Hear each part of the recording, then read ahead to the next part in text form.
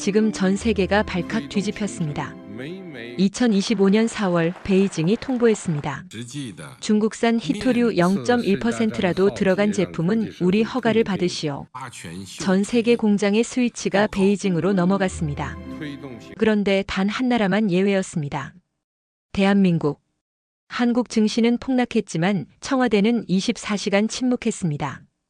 왜일까요? 한국은 히토류의 64%를 중국에 의존했습니다. 가장 큰 타격을 받아야 할 나라가 가장 조용했습니다. 일주일 뒤 한국이 공개한 문서가 세계를 놀라게 했습니다. 중국도 미국도 몰랐던 준비. 지금 시작합니다. 구독과 좋아요 눌러주세요. 영상 제작에 큰 힘이 됩니다. 저는 야마다 켄지입니다. 일본 방위성에서 32년간 동아시아 안보를 담당했습니다. 소련의 붕괴도 받고 중국의 부상도 지켜봤으며 한국의 외환위기도 현장에서 목격했죠. 한국은 언제나 예상을 뒤엎는 나라였습니다. 하지만 이번에는 확신했어요. 상대가 중국이고 0.1% 규정이라는 완벽한 올감이었으니까요. 그런데 5일 후 저는 제가 쓴 보고서 제목을 통째로 폐기해야 했습니다. 2025년 10월 9일 오후 2시 정각이었습니다. 베이징 상무부 중앙회의실에서 리제나 국장이 기자회견을 시작했어요. 저는 도쿄 방위성 7층 회의실에서 그 장면을 생중계로 지켜보고 있었습니다.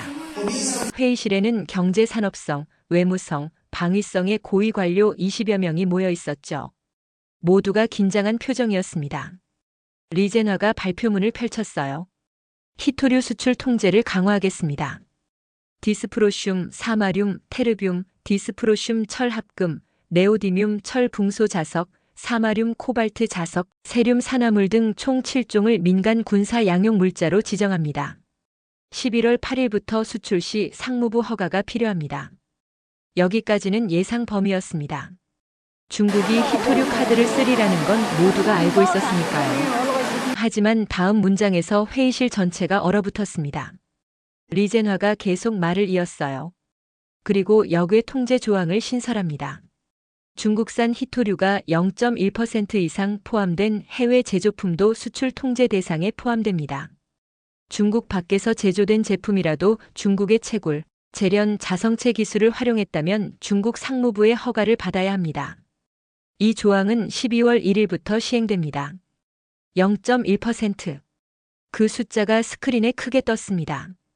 옆에 앉은 경제산업성 국장이 중얼거렸어요. 0.1%라니. 거의 모든 제품이 해당되겠군요. 맞는 말이었습니다. 현대 제조업에서 중국산 히토류를 완전히 배제하기란 거의 불가능했거든요. 반도체 장비에는 히토류 합금이 들어가고 자동차 부품에는 네오디뮴 자석이 들어가며 디스플레이에는 세륨 산화물이 사용됩니다. 대부분이 중국에서 생산되거나 중국 기술로 가공된 것들이었어요. 리젠화가 마지막 폭탄을 터뜨렸습니다. 특히 14나노미터 이하 시스템 반도체 공정과 256단 이상 메모리 반도체 생산에 사용되는 히토류는 개별 심사 대상입니다.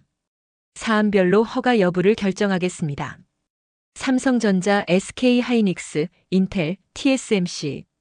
세계 최첨단 반도체를 만드는 기업들이 전부 타깃이었습니다. 기자회견이 끝나자 회의실이 술렁이기 시작했어요.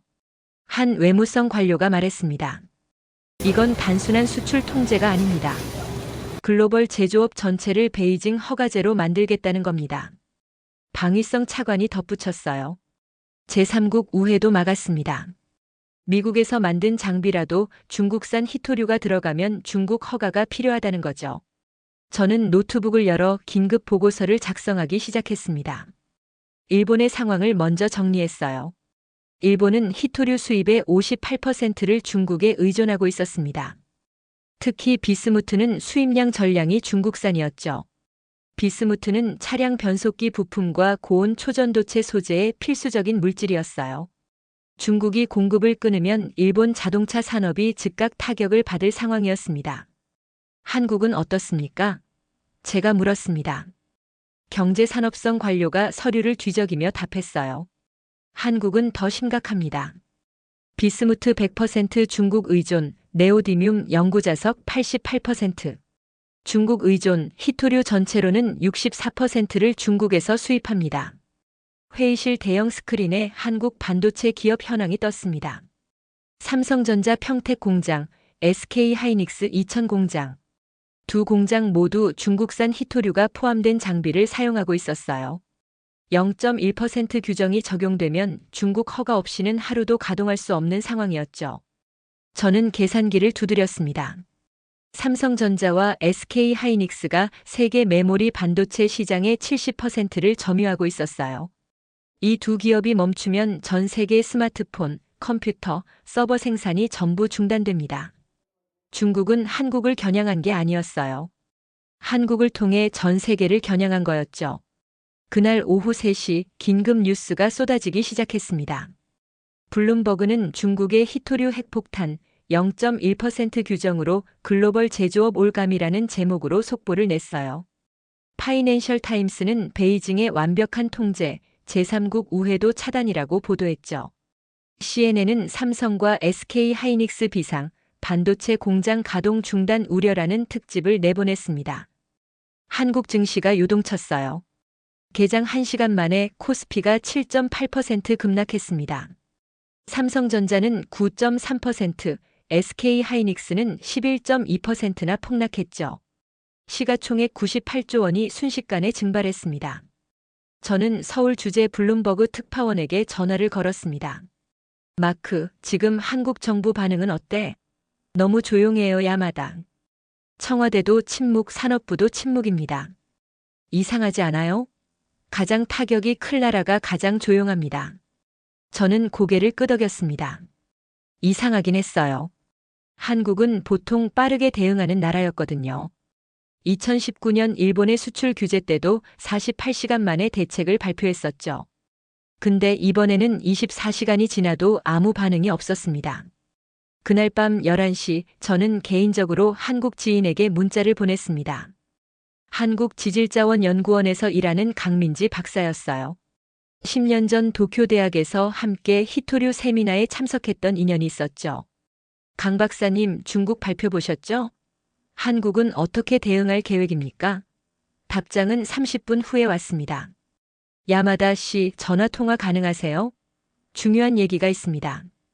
저는 즉시 전화를 걸었어요. 강민지의 목소리는 차분했습니다. 우리는 14개월 전부터 알고 있었어요. 제 손이 멈췄습니다.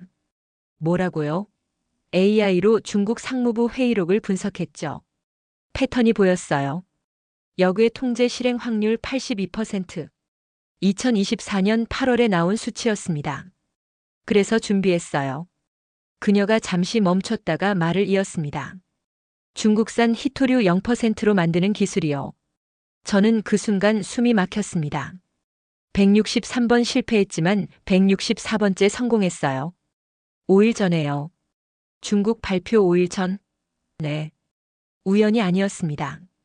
우리 AI가 10월 첫째 주에 중국이 뭔가 발표할 확률 78%라고 했거든요. 그래서 속도를 냈죠. 전화를 끊고 저는 한참을 멍하니 앉아 있었습니다. 14개월 전부터 163번 실패, 164번 성공. 5일 전, 한국은 이미 끝낸 상태였던 겁니다. 다음 날 아침 첫 비행기로 저는 서울로 향했습니다. 강민지 박사를 직접 만나야 했어요. 인천공항에 도착하니 오전 10시였습니다. 공항은 이상할 정도로 평온했어요. 중국의 0.1% 폭탄이 터진 지 24시간밖에 안 지났는데 사람들은 여유롭게 커피를 마시고 있었죠. 저는 택시를 타고 대전으로 향했습니다. 한국지질자원연구원까지는 2시간 거리였어요. 차 안에서 저는 일본 상황을 정리하고 있었습니다. 도쿄에서 긴급회의가 계속되고 있었거든요. 휴대폰이 울렸습니다. 방위성 동료였어요. 야마다 큰일 났어. 비스무트 재고 확인했는데 3개월분밖에 안 남았어. 저는 한숨을 쉬었습니다. 예상했던 거였죠.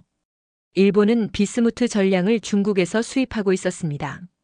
차량 변속기 부품, 고온 초전도체, 전자부품의 필수적인 물질이었어요.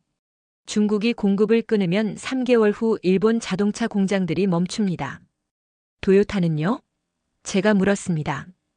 비상회의 소집했어. 중국의 특별허가 요청서 준비 중이래. 혼다는요?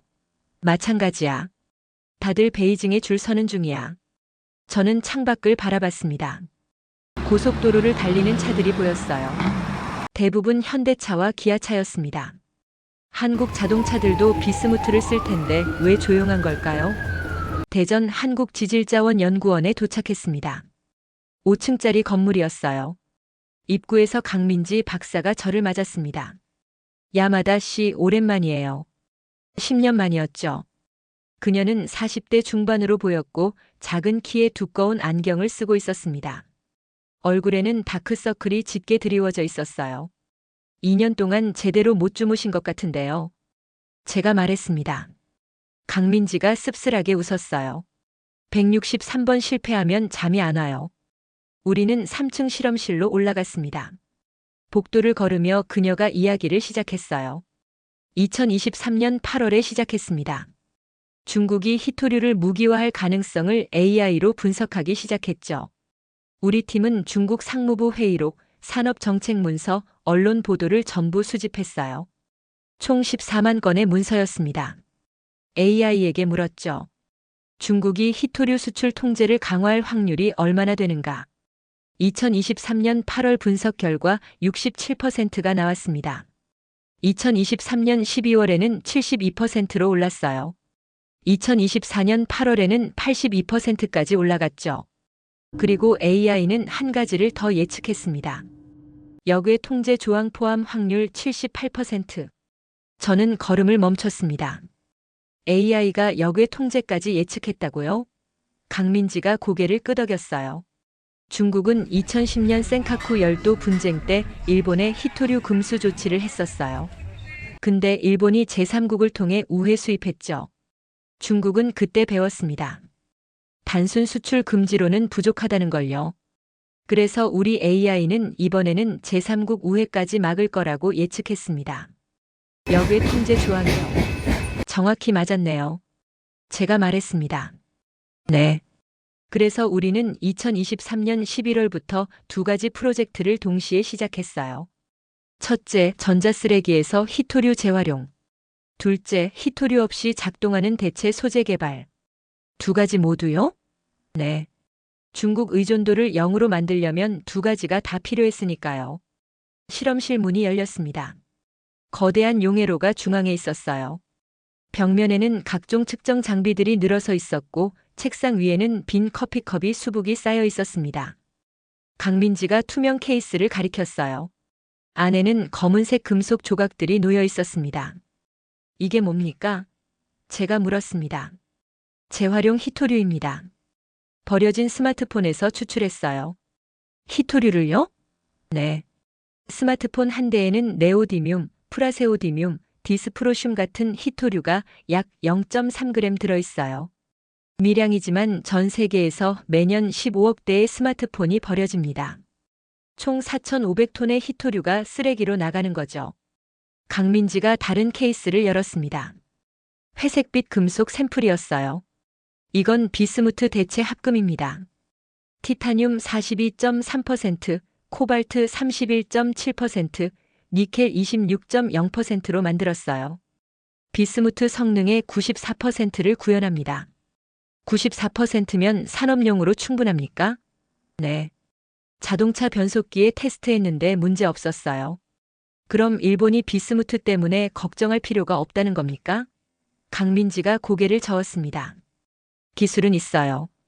근데 양산까지는 시간이 필요하죠. 우리는 2년 준비했지만 일본은 어제 시작했잖아요. 저는 그제야 이해했습니다.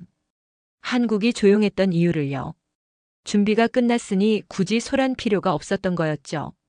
재활용 히토류 순도는 얼마나 됩니까? 제가 물었습니다. 강민지의 표정이 어두워졌어요. 그게 문제였어요. 163번 실패한 이유죠. 그녀가 실험 노트를 펼쳤습니다. 빼곡한 기록들이 보였어요. 실험 1회 순도 89.3%, 실험 2회 순도 91.2%, 실험 3회 순도 88.7%, 계속 90% 전후를 맴돌고 있었습니다. 산업용 기준은 99.5%예요. 근데 우리는 94%가 한계였죠. 5% 차이. 그게 전부를 바꿨습니다. 왜 94%가 한계였습니까? 제가 물었습니다. 용매 온도 때문이에요. 강민지가 용해로를 가리켰습니다. 히토류 추출 과정은 이래요. 전자쓰레기를 특수 화학용액에 넣고 가열하면 히토류만 분리됩니다. 근데 온도가 정확해야 해요. 최적 온도는 237.6도입니다. 0.4도만 틀어져도 순도가 5% 떨어져요. 0.4도요? 네. 일반 산업용 온도계로는 0.5도 단위까지만 측정돼요. 그래서 우리는 계속 실패했죠. 128회 실험 후에 팀원 절반이 포기했습니다. 이건 불가능합니다라고 말하더군요. 근데 포기하지 않으셨네요. 제가 말했습니다.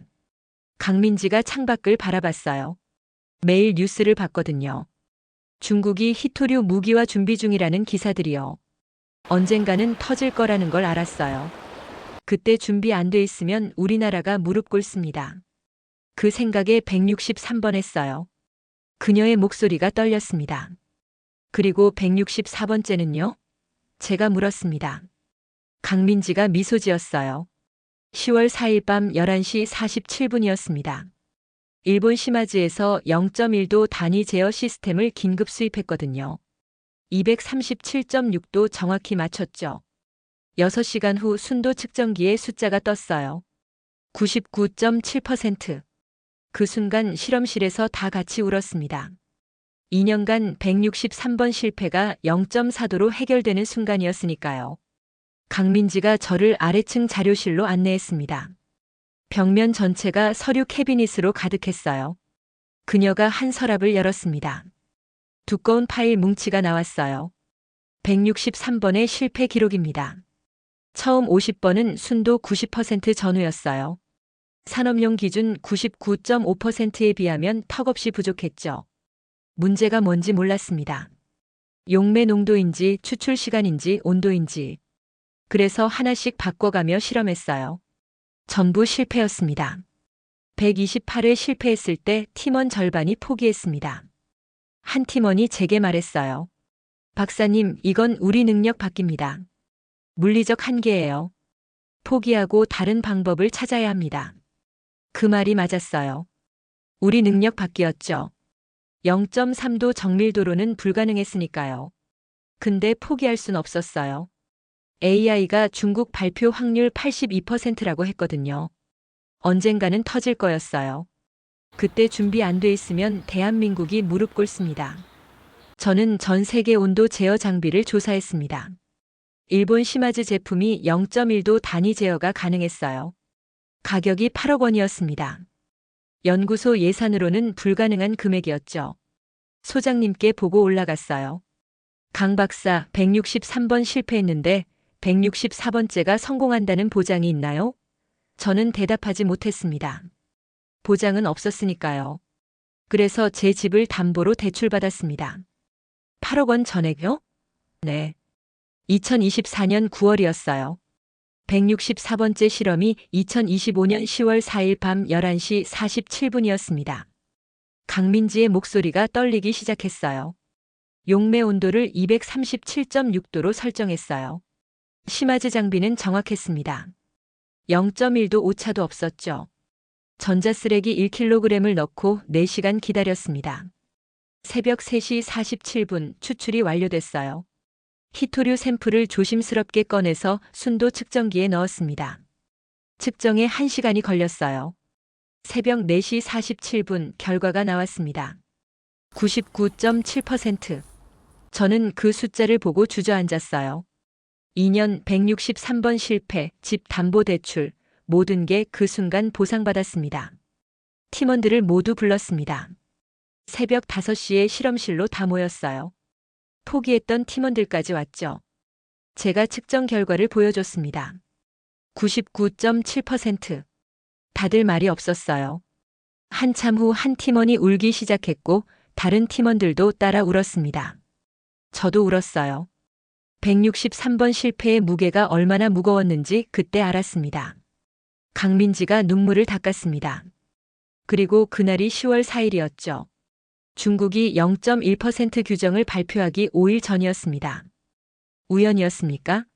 제가 물었습니다. 강민지가 고개를 저었어요. AI가 10월 첫째 주 발표 확률 78%라고 했어요. 그래서 속도를 냈죠. 9월에 시마즈 장비를 급히 들여온 것도 그 때문이었습니다. 만약 중국 발표가 먼저 나왔으면 시마즈가 장비 수출을 막았을 수도 있었거든요. 일본 정부 압력으로요. 5일 차이였군요. 제가 말했습니다. 네. 5일 차이로 우리는 중국 올가미에서 벗어났어요. 다음 날 아침 저는 서울로 이동했습니다. 산업통상자원부에서 긴급 브리핑이 있다는 소식을 들었거든요. 오전 10시 정부 서울 청사 대회의실이었어요. 각국 특파원 100여 명이 모여 있었습니다. 블룸버그, 로이터, 파이낸셜 타임스, CNN, BBC 모두 왔더군요. 단상에 산업부 통상교섭본부장이 올라왔습니다. 발표하겠습니다. 중국의 히토류 수출 통제에 대한 우리 정부의 대응 방안입니다. 스크린에 세계 지도가 떴어요. 그리고 파란 점들이 순차적으로 찍히기 시작했습니다. 북미 대륙의 9개, 오세아니아의 8개, 유럽의 11개였죠. 총 28개의 파란 점이었습니다. 대한민국은 14개월 전부터 비중국 히토류 공급망을 구축해왔습니다.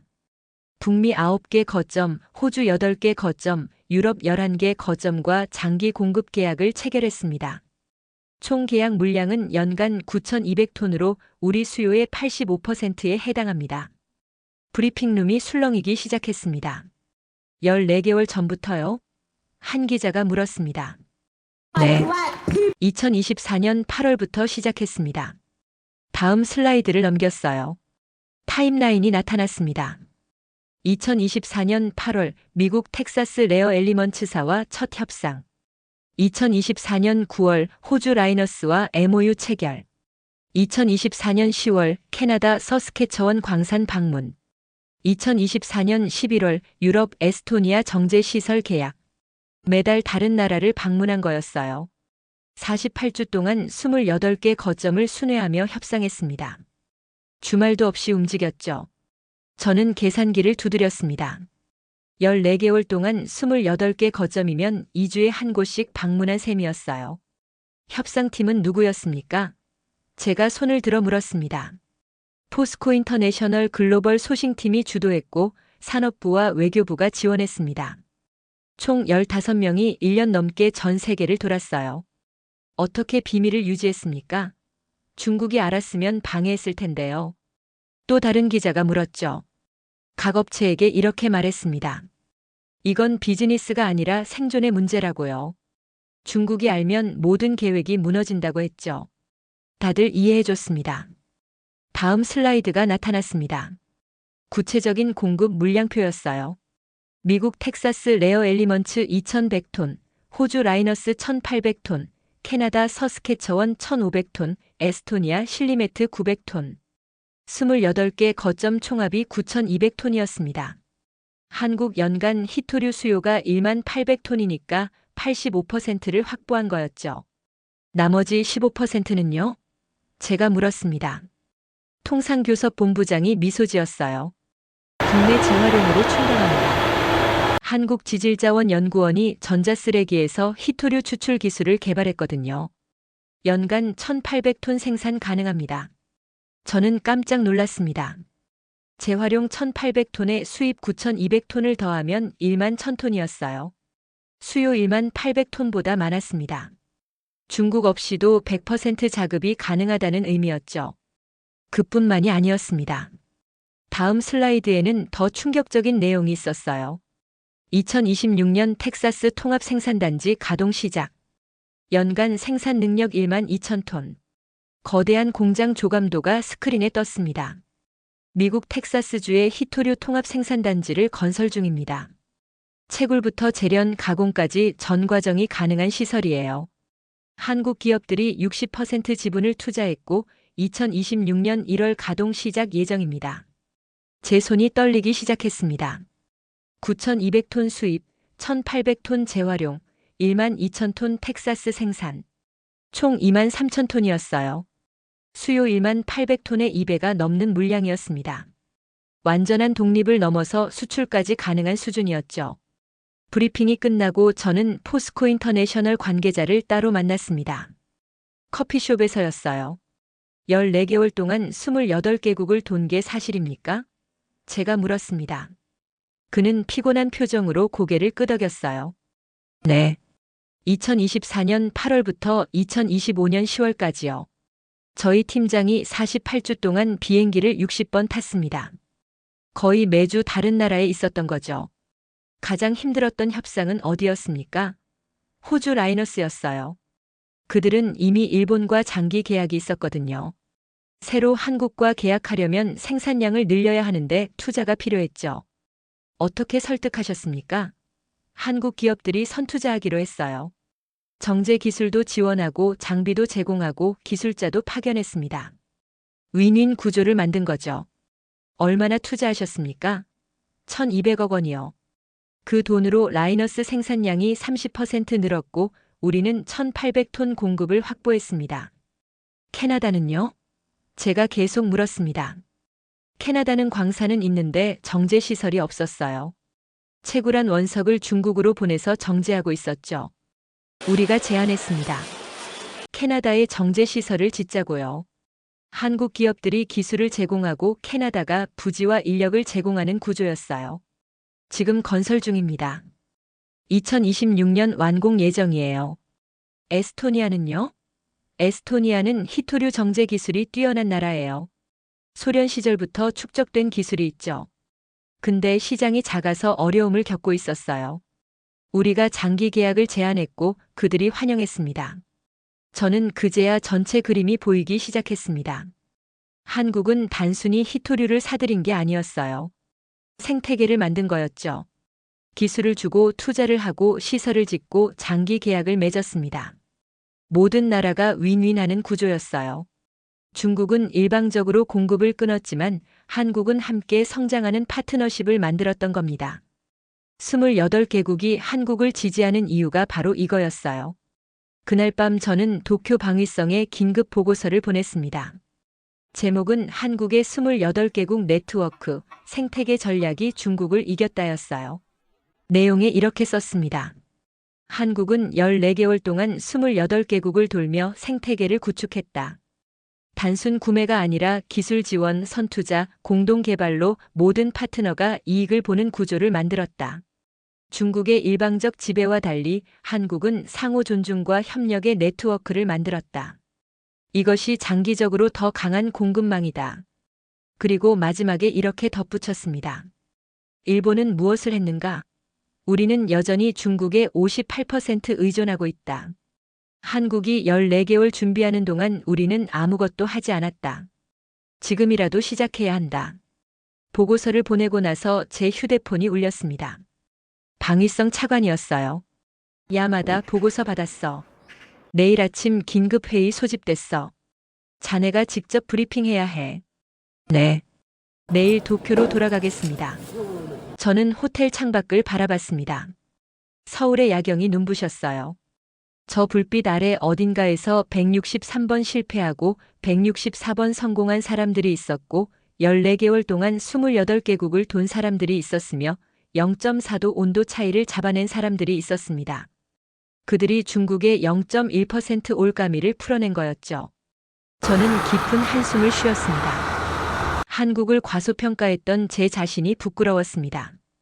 도쿄로 돌아온 다음 날 저는 방위성 긴급회의에 참석했습니다. 대회의실에는 방위상, 차관, 국장들이 전부 모여 있었어요. 분위기가 심각했습니다. 야마다 차장, 한국 상황을 브리핑해 주시죠. 방위상이 말했습니다. 저는 준비한 자료를 펼쳤어요. 한국은 14개월 전부터 준비했습니다. 28개국 네트워크로 중국 의존도를 0으로 만들었고 재활용 기술로 자급을 달성했습니다. 한 국장이 손을 들었어요. 그게 우리와 무슨 상관입니까? 우리는 우리대로 대응하면 되잖아요. 저는 다음 슬라이드를 띄웠습니다. 미국 카네기 국제평화재단 보고서였어요. 바로 이게 문제입니다. 한국의 전략적 가치가 완전히 달라졌거든요. 첫 페이지를 읽기 시작했습니다. 한국은 텅스텐 공급의 45%를 차지한다. 텅스텐은 미사일 탄두의 80%를 구성한다. 트럼프 행정부가 미사일 생산을 4배 증량하기로 한 상황에서 한국 없이는 미사일 생산이 불가능하다. 회의실이 조용해졌습니다. 저는 계속 설명했어요. 한국은 비스무트의 42.1%, 인의 15.9%도 미국에 공급합니다. 비스무트는 탄약과 포탄의 필수이고 이는 정밀 전자장치와 레이더에 사용됩니다. 그게 히토류와 무슨 상관입니까? 또 다른 국장이 물었죠. 저는 다음 페이지를 넘겼습니다. 한국이 히토류 독립을 달성하면서 협상력이 완전히 바뀌었습니다. 예전엔 중국이 히토류로 한국을 압박할 수 있었어요. 하지만 이제는 한국이 텅스텐으로 미국을 압박할 수 있습니다. 실제로 그렇게 하고 있고요. 어떻게요? 방위상이 몸을 앞으로 기울였습니다. 저는 최근 한미 방위비 분담금 협상 결과를 보여줬어요. 미국은 한국의 30% 인상을 요구했습니다. 일본과 같은 비율이었죠. 하지만 한국은 5%만 인상하기로 합의했습니다. 왜 미국이 양보했습니까? 텅스텐 때문입니다. 미국 국방부가 계산해 봤대요. 한국이 텅스텐 공급을 중단하면 미사일 생산 라인이 6개월 안에 멈춘다고요. 대체 공급처를 찾는데 최소 2년이 걸립니다. 그 2년 동안 중국과의 군사균형이 무너지죠. 그래서 미국이 양보했습니다. 방위비보다 텅스텐이 더 중요했으니까요. 회의실이 충격에 빠졌습니다. 한 차관이 중얼거렸어요. 그럼 한국은 이제 미국과 대등한 협상을 할 수 있다는 겁니까? 저는 고개를 끄덕였습니다. 네. 히토류 독립이 그걸 가능하게 만들었어요. 저는 다음 자료를 보여줬습니다. 미국 해군연구소 보고서였어요. KSS-3급 잠수함 평가서였죠. 미 해군 현역 중령이 작성한 문서였습니다. 한국의 KSS-3 잠수함은 미래 분쟁에서 가장 강력한 자산이 될 것이다. 미국 버지니아급 핵잠수함 한 척 가격으로 KSS-3 5척을 만들 수 있다. 버지니아급은 42발의 순항미사일을 싣지만 KSS-3 5척은 총 70발을 운용할 수 있다. 화력은 더 세지고 피격 시에도 전력 전체가 마비되지 않는다. 미국이 한국 무기 기술을 인정하기 시작했다는 겁니까? 한 국장이 물었습니다. 네. 그리고 구매도 검토 중입니다. 한국의 K-9 자주포 K-2 전차가 폴란드와 루마니아에 수출되고 있어요. NATO 기준을 통과했다는 의미죠. 저는 마지막 슬라이드를 띄웠습니다. CSIS 싱크탱크의 동맹국 전략적 가치 비교 보고서였어요. 일본의 전략적 가치는 지리적 위치와 기지 제공에 국한된다. 미국의 첨단 산업이나 국방 산업의 필수 공급망 역할은 제한적이다. 반면 한국의 가치는 대체 불가능하다. 반도체 공급망에서 70% 점유, 텅스텐 45% 공급, 첨단 무기 생산까지. 한국이 무너지면 미국도 무너진다. 회의실이 침묵에 빠졌습니다. 한 차관이 조심스럽게 물었어요. 그럼 일본은요? 우리 가치는요? 저는 대답하기 어려웠습니다. 보고서에는 이렇게 적혀 있었거든요. 일본의 군사기지는 필리핀, 괌, 대만 등으로 대체될 수 있다. 하지만 한국의 반도체와 핵심 광물 공급은 단기간에 대체할 수 없다. 대체 가능과 대체 불가능. 그 차이가 모든 걸 바꿨습니다. 방위상이 무거운 목소리로 말했습니다. 우리가 지난 30년간 무엇을 했는지 돌아봐야겠습니다. 미국의 기지를 제공하고 미국제 무기를 사고 미국 전략을 따르는 것. 그게 전부였습니다. 그동안 한국은 무엇을 했습니까? 반도체를 만들고 핵심 광물을 캐고 첨단 무기를 개발했습니다.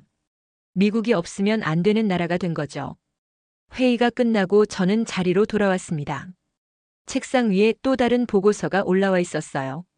백악관 내부 문서였습니다. 어떻게 입수했는지는 모르겠지만 기밀 등급이 찍혀 있었죠. 한국 텅스텐 공급 중단 시 영향평가라는 제목이었습니다. 첫 페이지를 펼쳤습니다. 한국이 텅스텐 공급을 중단할 경우 미 국방부 미사일 생산 라인은 6개월 내 가동 중단. 대체 공급처 확보까지 최소 24개월 소요. 이 기간 동안 신규 미사일 생산 불가, 중국과의 군사 균형 심각한 위협, 권고사항 한국과의 방위비 협상에서 과도한 압박 자제, 텅스텐 공급의 전략적 가치가 방위비 분담금보다 우선. 저는 그 문서를 읽으며 한숨을 쉬었습니다. 미국도 알고 있었던 거였어요. 한국을 너무 압박하면 안 된다는 걸요. 다음 페이지에는 더 충격적인 내용이 있었습니다. 한국의 히토류 독립은 동북아시아 파워 밸런스를 변화시켰다. 한국은 더 이상 미국 보호를 일방적으로 필요로 하는 약소국이 아니다. 오히려 미국이 한국의 기술과 자원을 필요로 하는 상호 의존 관계로 전환되었다. 주한미군 철수 위협은 더 이상 유효한 협상 카드가 아니다. 한국이 독자 방위력과 경제적 협상력을 모두 갖췄기 때문이다. 저는 그 문장을 3번 읽었습니다. 주한미군 철수 위협이 더 이상 유효하지 않다. 이건 한미 관계의 근본적 변화를 의미했어요. 제 휴대폰이 울렸습니다. 외무성 아시아 국장이었어요. 야마다 씨, 지금 긴급 상황입니다. 한미 정상회담 결과가 나왔는데 우리 예상과 완전히 다릅니다. 어떻게 다릅니까? 미국이 한국에 전면 굴복했어요. 방위비 5% 인상만 합의했고 F-35 추가 구매 요구도 철회했으며 전시작전권 전환도 2026년으로 확정했습니다. 미국이 모든 걸 양보한 거예요. 저는 이해했습니다. 텅스텐 때문이었죠. 미국은 한국을 잃을 수 없었던 겁니다. 그럼 우리 일본은요? 제가 물었습니다. 전화 너머로 한숨 소리가 들렸어요. 우리는 방위비 30% 인상 합의했고 F-35B 24대 추가 구매 확정했으며 이지스함 2척도 추가 건조하기로 했습니다. 총 200억 달러예요. 같은 동맹국인데 왜 이렇게 다릅니까? 제가 물었습니다. 외무성 국장이 쓴웃음을 지었어요. 텅스텐이 없으니까요. 우리는 미국에 줄 게 없어요. 기지만 제공할 뿐이죠. 근데 기지는 대체 가능합니다. 필리핀도 있고 괌도 있고 대만도 곧 열릴 거예요. 하지만 텅스텐은요? 한국밖에 없습니다. 전화를 끊고 저는 창밖을 바라봤습니다. 도쿄의 빌딩 숲이 보였어요. 저 빌딩들 중 얼마나 많은 곳에서 한국 반도체를 쓰고 한국 디스플레이를 쓰고 한국 배터리를 쓰고 있을까요? 우리는 한국을 경쟁자로만 봤습니다. 하지만 한국은 이미 우리가 없으면 안 되는 파트너가 되어 있었죠. 그날 밤 저는 개인적으로 자료를 더 찾아봤습니다. 한국의 핵심 광물 공급 현황이었어요. 텅스텐 45%, 비스무트 42.1%, 인 15.9%, 그리고 최근 추가된 안티모니까지. 한국은 2025년 6월부터 안티모니를 본격적으로 미국에 수출하기 시작했더군요. 안티모니는 탄약과 방산 전자 장비의 필수적인 소재였습니다. 한국은 단순히 히토류만 해결한 게 아니었어요. 전체 핵심 광물 공급망에서 핵심 플레이어가 되고 있었던 겁니다. 그리고 가장 놀라운 건 한국이 이 모든 걸 2년 만에 구축했다는 사실이었어요. 2023년 11월부터 2025년 10월까지 163번 실패하고 28개국을 돌고 텅스텐 공급망을 확대하고 안티모니 생산을 시작했습니다. 2년. 우리 일본은 그 2년 동안 무엇을 했습니까? 2025년 10월 15일 저는 총리관저 긴급회의에 소집됐습니다. 주제는 야스쿠니 신사 참배 문제였어요. 다카이치 총리가 선거 공약으로 내세웠던 사안이었죠. 회의실에는 외무성, 방위성, 관방장관실의 고위 관료들이 모여 있었습니다. 분위기가 무거웠어요. 다카이치 총리가 회의실에 들어왔습니다. 그녀의 표정은 심각했죠. 여러분, 야스쿠니 신사 참배 문제를 논의하겠습니다. 한 외무성 국장이 보고를 시작했어요. 현재 미국 트럼프 행정부는 한미일 안보 협력 강화를 최우선 과제로 삼고 있습니다. 국무부를 통해 비공식적으로 전달된 메시지가 있습니다. 이 시기에 역사 문제로 한일 관계가 악화되는 것을 바라지 않는다는 입장입니다. 미국이 우리 내정에 간섭하는 겁니까? 한 보수 성향 의원이 반발했어요. 간섭은 아닙니다. 하지만 강한 우려를 표명했습니다. 트럼프 대통령 방일이 다음 달로 예정되어 있거든요.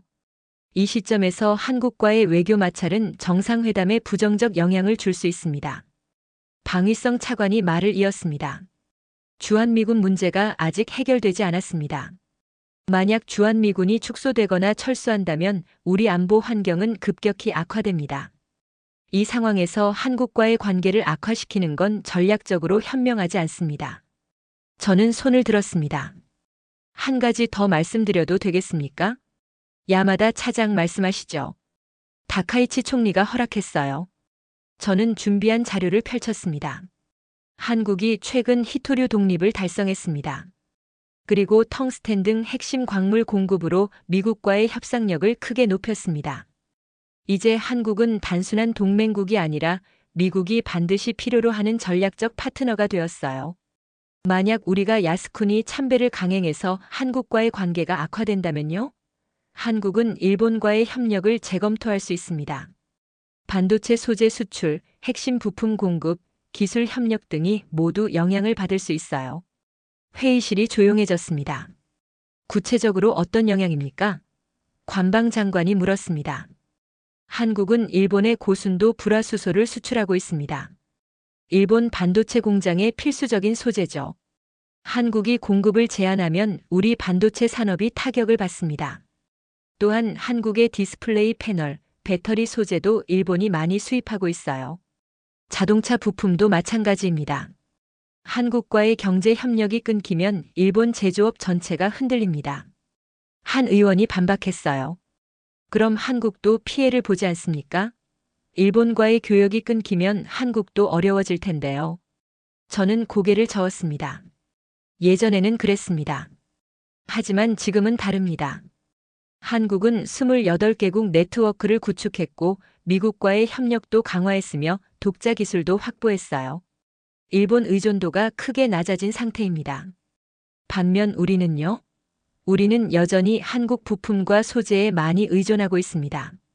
다카이치 총리가 긴 침묵 끝에 입을 열었습니다. 선거 기간 내내 야스쿠니 참배를 약속했습니다. 보수 지지층이 그걸 기대하고 있어요.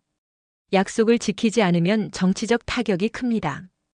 외무성 차관이 조심스럽게 말했어요. 총리님, 참배 대신 공물을 복납하는 방식은 어떻습니까? 직접 참배하지 않고 진석료를 보내는 거죠. 형식은 다르지만 야스쿠니에 대한 예우는 표현할 수 있습니다. 그럼 보수 지지층이 배신감을 느끼지 않을까요? 다카이치가 우려했어요. 상황을 설명하시면 됩니다. 한일 관계, 한미일 협력, 안보 환경을 고려한 전략적 판단이라고요. 성숙한 외교라고 평가받을 수 있습니다. 저는 추가로 말했습니다. 총리님, 한국은 지금 동북아시아에서 가장 빠르게 성장하는 나라입니다. 히토류 독립, 텅스텐 공급, 첨단 무기 개발, 반도체 기술까지 모든 분야에서 약진하고 있어요. 이런 한국을 자극하는 건 일본의 이익이 되지 않습니다. 오히려 협력해야 합니다. 한국의 기술을 배우고 한국의 네트워크를 활용하고 한국과 함께 성장해야 해요. 야스쿠니 참배는 그 모든 걸 무너뜨릴 수 있습니다. 회의실의 모든 시선이 다카이치에게 쏠렸습니다. 그녀는 긴 시간 동안 생각에 잠겼어요. 마침내 입을 열었습니다. 이번에는 참배를 보류하겠습니다. 대신 공물을 복납하는 방식으로 조정하겠어요. 이 시국에 한국을 자극해서는 안 됩니다. 회의실이 조용해졌습니다. 역사적인 순간이었어요. 다카이치 총리는 선거 기간 내내 강경 보수 이미지를 내세웠던 인물이었거든요. 야스쿠니 참배는 그녀의 핵심 공약이었죠. 참배 안 하면 상대가 기어오른다고 공개적으로 말했던 사람이었습니다. 그런 그녀가 한국 때문에 참배를 포기한 겁니다. 회의가 끝나고 저는 복도에서 외무성 국장을 만났어요. 국장님, 이게 정말 맞는 결정일까요? 제가 물었습니다. 그가 한숨을 쉬었어요. 맞고 틀리고의 문제가 아니에요. 현실의 문제죠. 한국이 변했습니다. 우리가 압박할 수 있는 나라가 아니에요. 오히려 우리가 협력을 구해야 하는 나라가 됐죠. 그 현실을 인정해야 합니다. 다음 날 야스쿠니 참배 보류 결정이 공식 발표됐습니다. 일본 언론들은 대체로 환영하는 분위기였어요. 아사히 신문은 현명한 판단이라고 평가했고 마이니치 신문은 외교적 성숙함이라고 표현했습니다. 하지만 일부 보수 진영에서는 강한 비판이 나왔어요. 약속을 어겼다, 중국과 한국에 굴복했다는 목소리들이었죠. SNS에는 격렬한 논쟁이 벌어졌습니다. 저는 그날 인터넷 댓글들을 읽었어요. 대부분은 찬성이었지만 일부 격렬한 반대도 있었습니다. 그런데 한 댓글이 제 눈을 사로잡았어요. 기어오른 건 우리였다. 짧은 문장이었지만 모든 걸 담고 있었습니다. 저는 그 댓글을 스크린샷으로 저장했습니다. 그리고 제 수첩을 꺼내 지난 몇 주간 제가 적었던 메모들을 다시 읽었어요. 한국 없이는 미사일 생산 불가능. 총 대신 돈으로 싸우는 동맹국. KSS-3 미래 분쟁의 가장 강력한 자산. 텅스텐 45% 대체 불가능. 163회 실패, 164회 성공. 28개국 네트워크. 그리고 마지막 페이지에 새로운 문장을 적었습니다. 야스쿤이 참배를 하지 않으면 상대가 기어오른다고 했다. 하지만 기어오른 건 우리였다. 한국은 히토류 독립으로 동북아시아 파워를 바꿨다. 이제 우리가 한국의 협력을 구해야 한다. 그날 밤 저는 개인적으로 한국 관련 자료를 더 수집했습니다. 한국의 K-2 전차가 폴란드, 루마니아에 수출되고 있었어요. 한국의 K-9 자주포는 세계에서 가장 많이 팔린 자주포가 되었죠. KF-21 전투기는 2026년 실전 배치 예정이었고 이미 인도네시아와 공동 개발 중이었습니다. 한국은 방위 산업에서도 급속히 성장하고 있었어요. 2024년 방위 산업 수출액이 170억 달러를 기록했습니다. 세계 9위였죠. 2020년에는 30억 달러였으니 4년 만에 5배 이상 증가한 겁니다. 반면 일본은요? 우리는 무기 수출이 거의 없었습니다. F-35를 사고 이지스함을 사고 패트리어트 미사일을 샀죠. 독자 개발은 거의 하지 않았어요. 저는 문득 깨달았습니다. 한국과 일본의 차이가 뭔지를요. 한국은 위기를 기회로 만들었습니다. 중국의 히토류 위협을 예측하고 2년 전부터 준비하고 163번 실패에도 포기하지 않고 결국 독립을 쟁취했어요. 그 과정에서 텅스텐 협상력을 얻었고 미국과 대등한 관계를 만들었으며 야스쿤이 참배까지 막아냈습니다. 반면 일본은요? 우리는 위기를 위기로만 봤어요. 대응도 느렸고 준비도 없었으며 여전히 미국 의존에서 벗어나지 못했습니다. 30년 동안 우리는 안전만 추구했어요. 미국에 의존하면 안전하니까요. 위험을 감수하지 않아도 되니까요. 하지만 한국은 위험을 감수했습니다. 163번 실패의 위험, 28개국 협상의 위험, 중국 보복의 위험. 모든 위험을 감수하고 도전했죠. 그리고 결국 성공했습니다. 이제 우리가 한국에게 배워야 할 차례였습니다. 야스쿤이 참배 보류 결정 일주일 후 저는 또 다른 충격적인 문서를 접하게 됐습니다. 미국 싱크탱크 CSIS에서 발행한 동아시아 동맹국의 전략적 가치 비교라는 보고서였어요. 제목을 보는 순간 가슴이 철렁했습니다. 동맹국을 비교 평가한다는 게 불편했거든요. 하지만 읽어야 했어요. 현실을 알아야 했으니까요. 첫 장을 펼쳤습니다. 일본의 전략적 가치라는 제목이 보였어요. 일본은 동아시아에서 미국의 가장 중요한 동맹국이다. 오키나와를 비롯한 전략적 기지를 제공하며 해상자위대는 미해군과의 연합작전에서 핵심 역할을 한다. 여기까지는 좋았습니다. 우리의 가치를 인정받고 있었으니까요. 하지만 다음 문장에서 저는 멈췄습니다. 그러나 일본의 가치는 주로 지리적 군사적 측면에 국한된다. 미국의 첨단 산업이나 국방 산업의 필수적인 공급망 역할은 제한적이다. 지리적 가치. 그 단어가 마음에 걸렸어요. 우리가 노력해서 만든 가치가 아니라 그냥 우리가 그 위치에 있기 때문에 생긴 가치라는 의미였죠.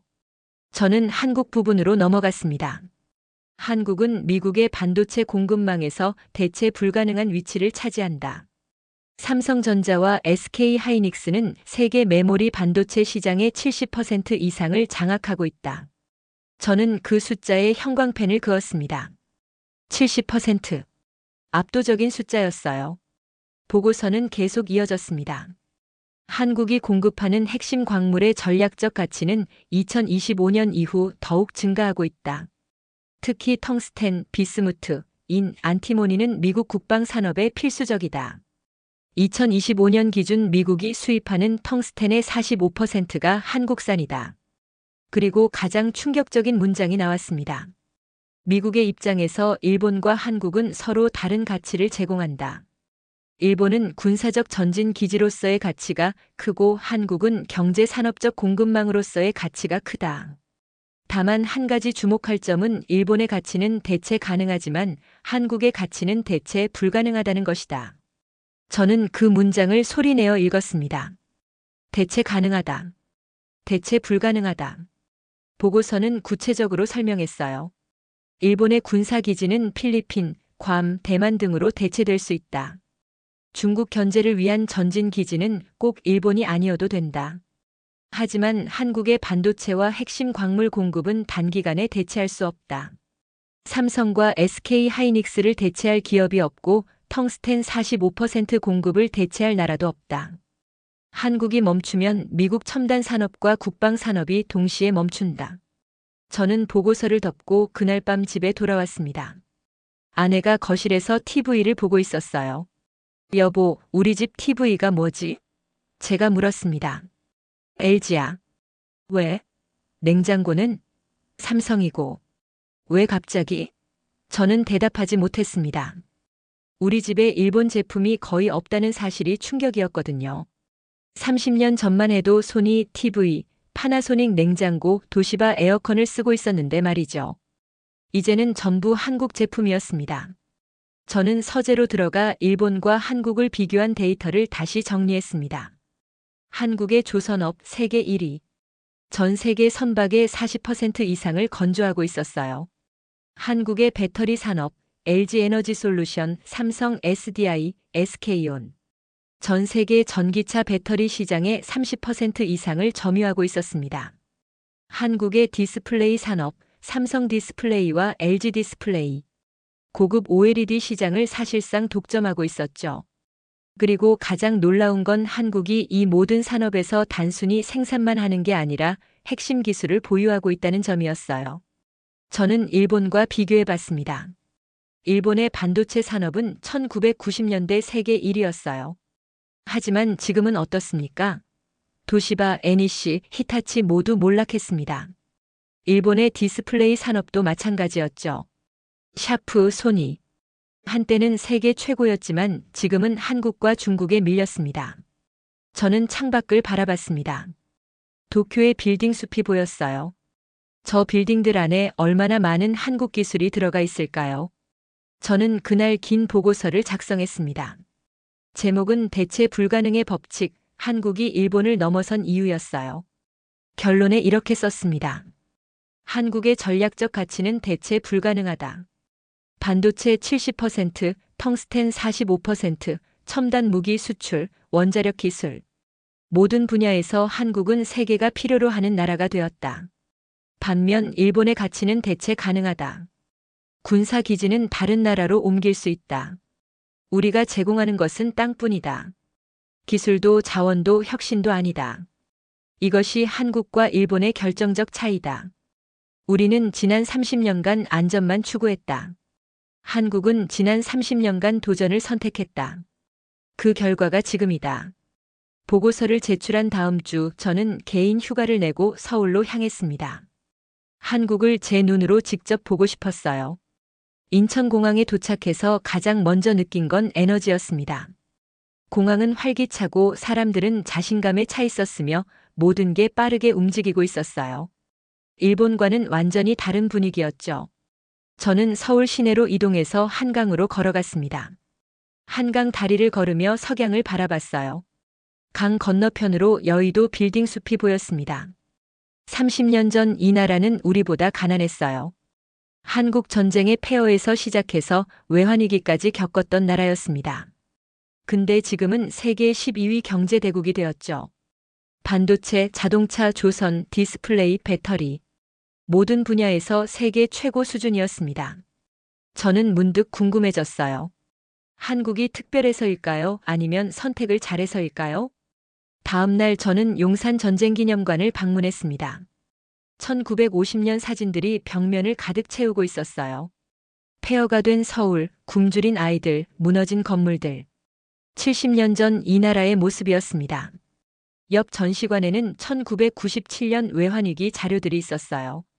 IMF 구제금융, 금모으기 운동, 대량 실업. 한국은 두 번의 큰 위기를 겪었지만 두 번 다 일어섰습니다. 전시관 끝에 있는 문구가 보였어요. 위기는 기회였습니다. 포기하지 않았기에 가능했습니다. 저녁에 저는 강민지 박사를 만났습니다. 청담동 한식당에서였어요. 야마다 씨, 서울은 어때요? 그녀가 물었습니다. 놀랍습니다.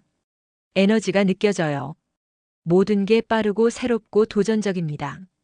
강민지가 미소 지었어요. 한국 사람들은 빨리빨리를 좋아하죠. 느린 걸 못 참아요. 식사를 마치고 우리는 한강으로 나왔습니다. 밤이었어요. 한강 다리에 조명이 켜지고 반포대교에서는 달빛 무지개 분수가 시작됐습니다. 강민지가 말했습니다. 50년 전 이 강은 전쟁터였어요. 30년 전에는 노숙자들이 많았죠. 외환위기 때요. 근데 지금 보세요. 세계에서 가장 아름다운 도시 풍경 중 하나예요. 그 변화가 어떻게 가능했습니까? 제가 물었습니다. 강민지가 답했어요. 선택이요. 한국은 매 순간 올바른 선택을 했어요. 안전 대신 도전을, 의존 대신 자립을, 안주 대신 혁신을 선택했죠. 저는 일본을 떠올렸습니다. 우리는 안전을 선택했어요. 미국에 의존하면 안전하니까요. 근데 그 선택이 우리를 멈추게 만들었습니다. 30년 동안 성장하지 않았어요. 반도체 산업은 몰락했고 디스플레이 산업도 무너졌으며 배터리 산업은 시작도 못했습니다.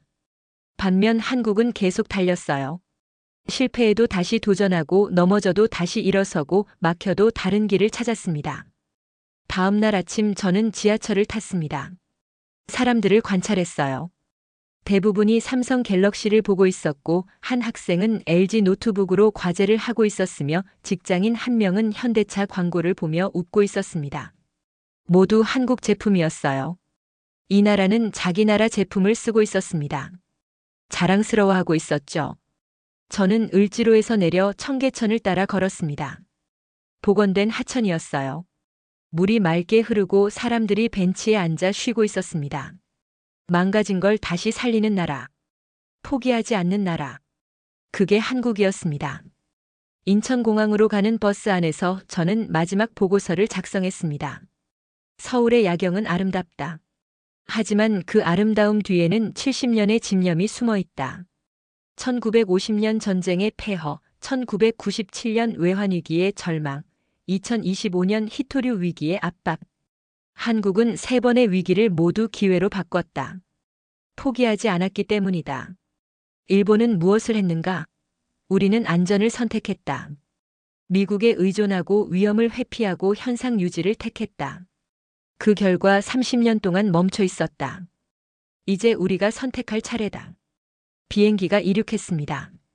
한강이 작게 보이기 시작했어요. 저는 문득 깨달았습니다. 한국이 본 꿈이 무엇인지를요. 자원 없는 나라가 기술로 독립하는 꿈. 작은 나라가 세계 무대에서 당당히 서는 꿈. 한국은 그 꿈을 이뤘습니다. 이제 우리 일본도 꿈을 꿔야 할 시간이었어요. 안전의 꿈이 아니라 도전의 꿈을요. 도쿄에 도착했습니다. 방위성으로 복귀해서 책상 위에 쌓인 서류들을 정리했어요. 모두 중국 히토류 대책 관련 문서들이었습니다. 우리도 시작해야 한다고 생각했습니다. 한국처럼 2년 전부터 준비할 순 없지만 지금부터라도 시작해야 한다고요. 방위성 차관이 제 사무실로 들어왔습니다. 야마다 한국 출장 보고서 잘 받았어. 내일 발표해야 해. 차관이 물었어요. 솔직히 물어보지. 우리도 한국처럼 할 수 있을까? 저는 답했습니다. 모르겠습니다. 하지만 시도는 해야 합니다. 시도하지 않으면 영원히 모를 테니까요. 그날 밤 저는 마지막 문장을 썼습니다. 한국은 증명했습니다. 작은 나라도 준비하면 거대한 제국을 이긴다는 것을. AI로 미래를 예측하고 28개국과 네트워크를 만들고 0.4도 온도 차이를 잡아내면 중국의 0.1% 올가미를 풀 수 있다는 것을. 일본의 첫 번째 도전이 시작됩니다. 우리가 몇 번 실패할지는 모릅니다. 하지만 중요한 건 포기하지 않는 것입니다. 한국이 그랬듯이 지금 시작하면 됩니다. 저는 창밖을 바라봤습니다. 도쿄의 야경이 보였어요. 하지만 제 마음속에는 서울의 야경이 더 밝게 빛나고 있었습니다. 한국이 보여준 빛, 도전하는 나라의 빛 말입니다. 좋아요와 구독, 알림 설정 부탁드립니다. 여러분의 작은 클릭이 더 좋은 콘텐츠를 만듭니다. 댓글로 의견 남겨주시면 답글 남기겠습니다. 감사합니다. 감동떡시루였습니다.